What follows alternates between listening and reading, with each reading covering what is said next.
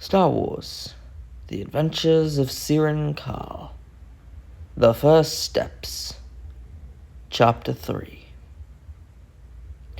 The two young Jedi made their way to the nearest travel port, collecting a small airspeeder with rusting green paint, gold-trimmed streaks, and a soot-coated engine built into the back. Powering up, they piloted their way down further into the city's sinkhole. Tion had told them to find Zahol in the 20th lowest level of a city, which held hundreds. Entering in from atop made such navigation all the more difficult. As they traveled downwards further, both Serian and Kaiser were quick to realize where they were headed. Lowering to the furthest depths of the sinkhole, they noticed a series of filthy soot-covered speeders, small-sized starships, and even mining drills, all parked upon a series of platforms that circled the main sinkhole.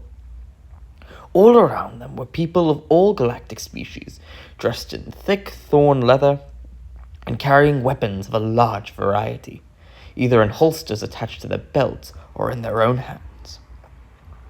"That certainly looks like a haven of crime," Serian remarked, motioning to Kaiser as she prepared to land their speeder just outside of a series of lots on the far side of the sinkhole, where there appeared to be less thugs watching. Once landing, both Jedi slipped out of the speeder quietly, putting up their hoods and sneaking through the crowds of starcrafts. The entire level reeked of crime and violence. Serian spotted several blaster shot holes in the walls of many of the ships, dried blood leaking off the ends of some of them. Making their way further into the more crowded, city-like area tucked deeper within, Serian and Kaiser were swift to be blinded by a series of flashing colored lights and blaring music. Analyzing their surroundings, they quickly stopped upon a massive building of origin, far deep in the back of the city, that appeared to loom large overhead the rest, and they soon made their way towards it, shuffling through crowds of thugs and mercenaries, doing their best to avoid detection. In a haven of such villainy, the presence of Jedi did far more harm than it did good, especially if those Jedi, such as Serian and Kaiser, now had no power to effectively interfere with their affairs. Attracting attention with their current mission would have been the gravest of errors. Approaching the building, Kaiser quickly knocked on the metal hull of a door. A brief pause existed only until a small compartment on the door's top opened up and out, popping a gatekeeper droid beeping viciously at the two Jedi. "We're looking for a man named Zahol. Do you know him?" The droid paused before sliding back in through the door and shutting the compartment. Moments later, the door began to lift open and slide upwards as Serian and Kaiser were met by a squad of 4 mercenaries blocking their entrance. "Can we help you, young folks?" You know what they want. Kaiser stared, glancing directly into the eyes of one of the mercenaries, a Zabrak, whose emerald green eyes linked with hers. "We need to ask your boss a couple of questions, if you would be so kind as to tell us where he is. It's important." "What? You steal your lunch money?" one of the other thugs teased. "There's no Zahol here. Now get lost." "You're making a mistake." "Ugh, enough of these fools Therax. Let's just dispose of them," the Zabrak hissed, grabbing Kaiser by the shoulder and pushing her away. Kaiser, in response, merely winced, standing her ground as the thugs moved in to shoo them away. In the blink of an instant, Kaiser threw herself at the thugs, knocking 2 of them harshly to the ground with a clothesline, before immediately dropping into a forward roll, evading the incoming swing from the Rhodian, jumping to her feet and quickly grappling him and throwing him down to the ground with a punch to the throat. The Zabrak yanked his blaster out of its holster and aimed it towards Kaiser, before finding himself stumbling backwards as Serian tried to push him away with the force. Kaiser then spun around, smashing her fist against the Zabrak's forehead, knocking him out in a flash. Several other gang members, witnessing the commotion outside, shouted to the two Jedi, raising their blasters. In response, Kaiser ignited her lightsaber, leaping towards the doorway, her jump amplified by the Force, as she channeled that same power through her hand, blowing back 3 of the thugs several feet away with a wave of her hand. Serian quickly moved in the follow as Kaiser stormed her way through the door, cycling her blade in a flourish to intercept incoming blaster fire from the remaining mercenaries. 3 more rushed in to apprehend the Jedi, all holding blaster rifles. "Griffin Jedi!" one shouted, before quickly finding his blaster severed in 2 in his hands, and his hand on the floor. Kaiser spun back around to intercept the last 2 thugs, throwing them into the side wall and pinning them there. Now, do you still want to play games? The thugs screamed in pain, their heads beginning to crush against the durasteel as small crowds of building guests began to gather around, watching the scene unfold before them. "Kaiser!" Serian shouted, attempting to de-escalate the situation to the best he could. From above the scene, on the top of a staircase, a loud, angry voice called out, Hey, take it easy here, Jedi. We're just having a little party is all." Serian looked up, seeing a Quarren well past his prime age, with wrinkled pale skin, wearing a dirty leather tailcoat over a set of a grey tunic and leggings, with thick leather black boots, holding a blaster pistol in his hand. "You must be Zahul." "Yet I am. What's the deal here? There ain't no republic. Did Frickett call you up to scare me?" Governor Frickett is dead. Kaiser spoke up, releasing the 2 mercenaries from her grip as she approached the staircase where Zahul stood. There was a tense pause that then insinuated before Zahul spoke up again, his eyes flickering between a mixture of shocked and confused. "Come again?" Lom Frickett was found murdered in his personal chambers last night. Suicide was ruled out as it appears he fought back. So far, the only plausible lead we now have on the case is you. Zahul quickly looked around, confused, locking eyes with dozens of crowd members who now stared him down nervously before facing the 2 Jedi. All right. Let's take this conversation to my office. We've got quite a bit to unpack here, don't we?" Zahul led the 2 Jedi up the stairs and away from the party. While climbing the stairs, Serian looked down at the frightened, disoriented crowd of partygoers, still not sure what to do or what was happening. "Jedi business. Go back to your drinks." Once in Zahul's office, Serian and Kaiser stood in front of his desk as he seated himself and began defending himself at once. "You youngster Jedi are making some pretty serious accusations right now." "It's pretty easy when we're not given any answers." Look. Frickett owed me big time. But I did not kill him. I don't know any other way I can make you believe me." Frickett owed you big time. Is that why he allowed you to run your operations here? "My operations? Yes, that was part of our deal." Care to elaborate on some of the other parts of that deal? "It was a pretty simple negotiation, really. I needed a place to escape the wrath of the Hutts with my boys. Frickett allowed us to stay in the lower levels as long as we didn't make any trouble with him or his people." "Why?" Serian asked. "What did you have to offer Frickett to have him let you stay here? I can't imagine he just sheltered you in his home out of the kindness of his heart." "Mining operations," Zahul quickly retorted. "Frickett would let us stay here as long as we did the work of the mining, gathering ores and rare materials that were important for their society." You seem to have known Lom Frickett quite well in that line of work. Anyone you know who may have wanted him dead? Anyone invested in politics thinks about their opponent dead at one point or another. But none of them would ever really have the guts to pull that off. As Kaiser continued to interrogate Zahul, the doors to the office opened. Both Jedi turned around as a young human woman who couldn't have been too far away in age from them, with fair light skin, hazel brown eyes, wavy flowing brunette hair, and a tall build with some clear muscles on her arms, wearing a simplistic black sleeveless tunic, a black skirt underneath, black leggings with a holster and blaster attached to it, holding a tray of drinks.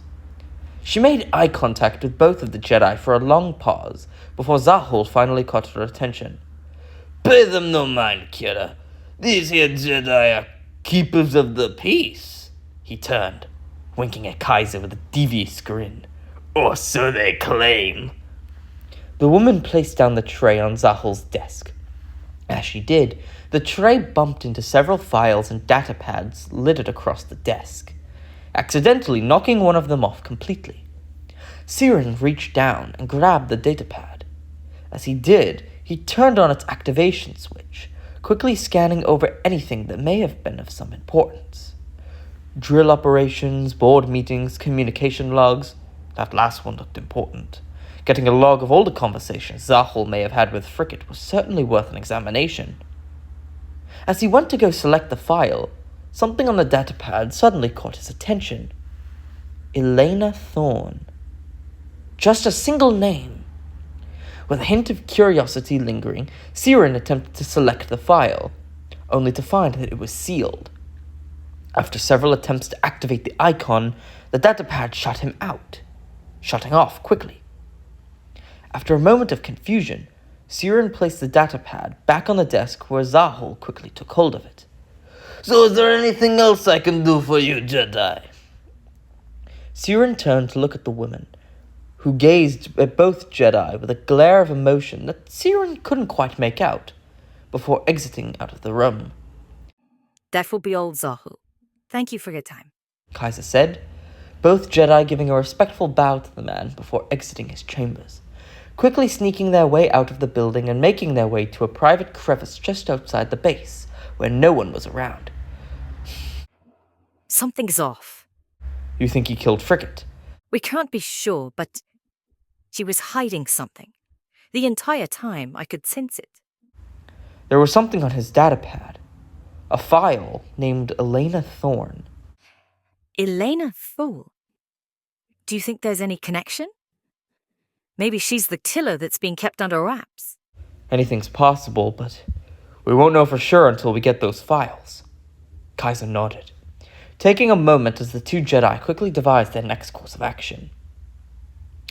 I say we sneak back in and take that datapad from Zahel's office once he leaves. That's guaranteeing the fact that he might leave tonight, Kaiser countered. Serian, in response, merely shrugged. Everyone has to sleep. Do you really think it's wise to wait that long? We are on a bit of a ticking clock here. In the name of answers, I think time is an irrelevant factor, Serian argued. Kaiser hesitated before ultimately nodding her head and agreeing. All right. What's your plan? Easy. We watch, and we wait. Moving out from their little hiding spot, Serian and Kaiser threw up their hoods, snuck back around the building, listening inside to hear where the building grew quieter. After walking several feet, creeping through some alley areas, and sneaking past some more unsavory folk who traversed outside at this hour, they found a suitable location to break through. Igniting her lightsaber, Kaiser thrust her blade through the wall and proceeded to cut a small hole through for her and Serian to break through, allowing them to sneak inside through a dark corridor filled with ventilation shafts and wires. The sounds of the partying resounded, muffled behind the walls on the far side.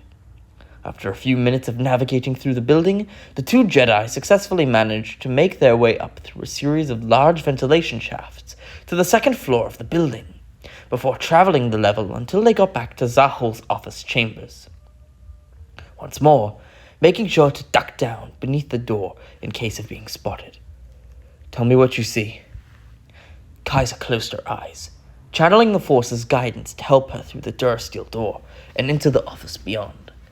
In her mind's eye, she could see the outline of a figure, Zahel, who appeared to be placing something inside a safe of some sorts, before turning and making his way out the door. Quick, he's coming, Kaiser whispered, jumping up towards the roof, pushing up with the force as she grounded herself, planting her feet against the top of the doorway, her head against the ceiling, as Serian jumped and replicated her movement. The blast door slid open as Zahel stepped out in a sort of panicked caution, holding a holocam in one of his hands, the figure too blurry to make out from a distance. Zahel's words stuttered and whispered, his eyes darting around the hallway, looking for anyone who might spot him. I don't know who's out for Frickett, but If they or those Jedi find out what happened to that girl, Thorn, just prepare my ship. Zahul then rushed down the hallway as Serian and Kaiser waited till he was out of sight. Once he was gone, they both jumped down, making sure to be quiet as Kaiser approached the blast door, picturing the locking mechanism in her mind as she began to carefully trigger the lock. After a few seconds, the door slid open as both Jedi slipped inside and quickly shut the door once more.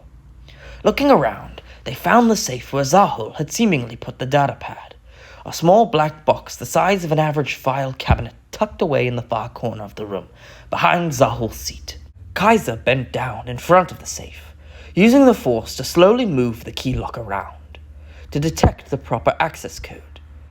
It looks like whatever suspicions you had about this girl were correct. She's got Zahul in a panic. We know she means something to Zahul, but what could she mean for Frickett? Or our killer? That's what we have to find out. Kaiser reminded, as the safe lock made a loud click along with a beep as the safe then opened. Kaiser reached inside, grabbing a single datapad that lay atop a set of a pile of credits along with several syringes and a blaster pistol, and attempted to activate the switch to turn it on. But after several tries, the pad remained dark, refusing to power on. This pad seems to have run out of power. Maybe. When I originally tried opening the file on the lane, the datapad shut me out, and the power went down. Upon hearing that, Kaiser stopped, turning to look at Serian with a death glare. Are you serious? You didn't bother to tell me that any time earlier? What is it? It's called an emergency shutdown block. High-security data devices are programmed with them to block out potential trespass users getting into sealed files. If we want this thing open, we're going to have to find a manual override code, which would have been so much easier if you had mentioned that before. Well, in case you weren't paying attention before, we were pretty busy trying to sneak into this place without getting detected. Starting conversation is a pretty easy way to get attention. No, it's not like we had a whole period of leaving Madame office and going outside to discuss making a plan. A really good time for you to have spoken up and just said, "Oh hey Kaiser, little funny thing that happened, thought you should know that." I'm sorry, I just thought in the grand scheme of all of this that a datapad shutting down wasn't too much to pay mind into. Oh, you're so insufferable sometimes. Kaiser groaned. Serian rolled his eyes before taking a deep breath, calming his increasing frustrations and battling them with clarity. Okay, so what do we do? The best thing we can do is get this thing up to our masters with the other political leaders. They're certain to have technicians who can find that code and hack in. We just have to do it quick enough to cover up our entry before Zahul finds out, freaks out, and potentially takes hostile action against the entire state. Wonderful, let's do that. As the two Jedi prepared to get up and out of the office, the cocking sound of a blaster loading echoed through the chamber. You have 10 seconds to explain who you are and what you're doing.